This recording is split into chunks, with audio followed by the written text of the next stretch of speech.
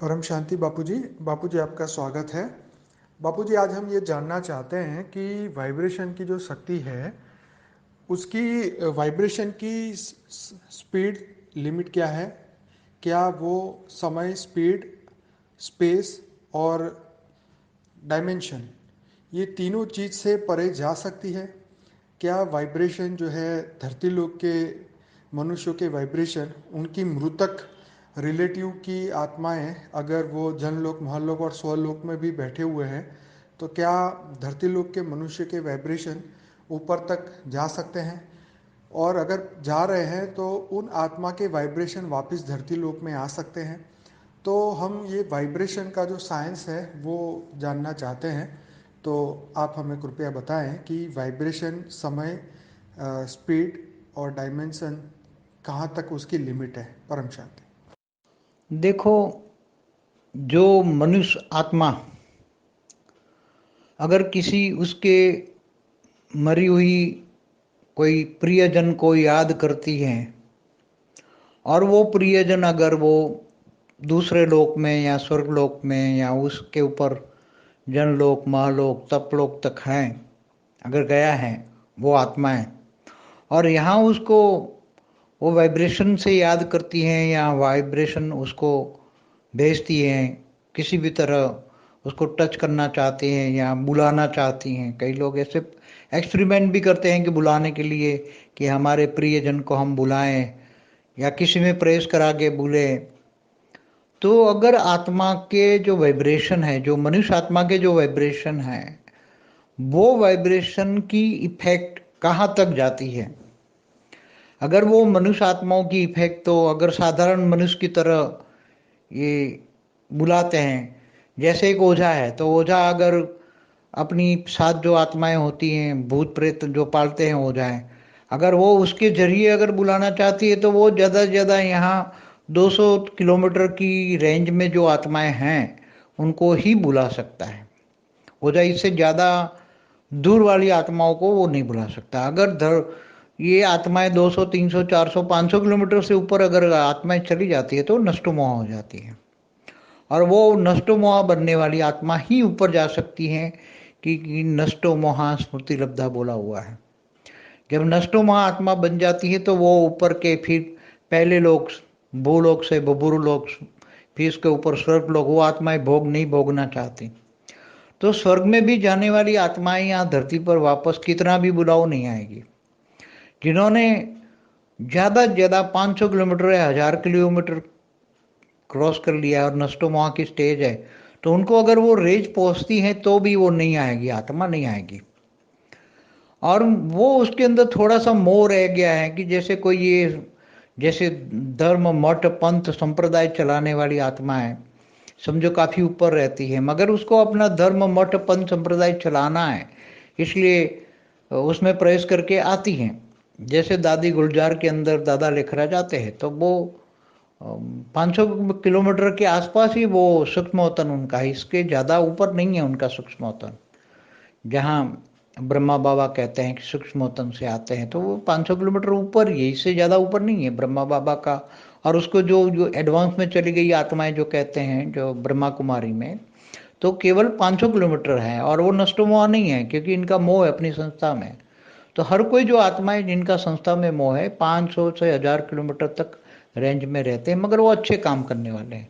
500 से 1000 किलोमीटर की रेंज में जो अच्छा काम करते हैं, या ज़्यादा से ज़्यादा 2000 किलोमीटर तक, जो 2000 किलोमीटर की रेंज में जो रहते हैं वो धरती पर आते जाते रहते हैं। मगर इससे ऊपर, जैसे बुजुर्ग लोग को 1 लाख योजन क्रॉस कर लिया था, वो किसी के नहीं सुनेंगे। और उसको जाने की शक्ति भी आत्मा में कब आएगी, जब नष्टो मोह हो जाएगी। आत्मा केवल परमात्मा को याद करेगी, शिव निराकार को या पर ब्रह्म को याद करेगी या ब्रह्मा को याद करेगी, तो ब्रह्मापुरी तक पहुंच जाएगी। तो उसके वाइब्रेशन, आत्मा में शक्ति है तो ब्रह्मापुरी तक पहुंच जाएगी आत्मा धीरे धीरे। और शिव निराकार को, पर ब्रह्म परमेश्वर याद करती हैं तो धीरे धीरे शिवपुरी पहुंच जाएगी। और विष्णु को याद करती है तो विष्णुपुरी में पहुंच जाएंगी। जिनको तुम याद करोगे, गीता में भी ये कहा है कि तुम जिसको याद करोगे उसी को पाओगे।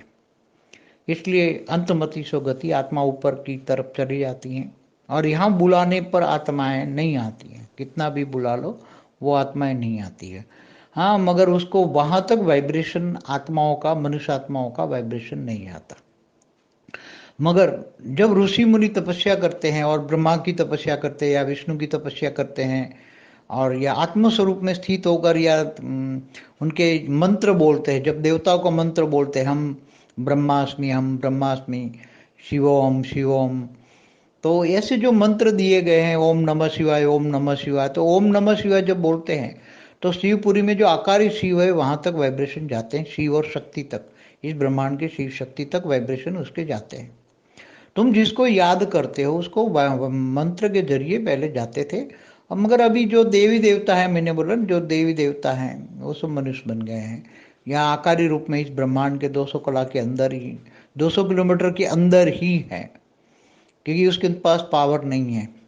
मैंने कई वीडियो में कहा है कि जो त्रिदेव है वो भी कोई मनुष्य साकारी है, कोई आकारी है, इसलिए उनमें ताकत नहीं है।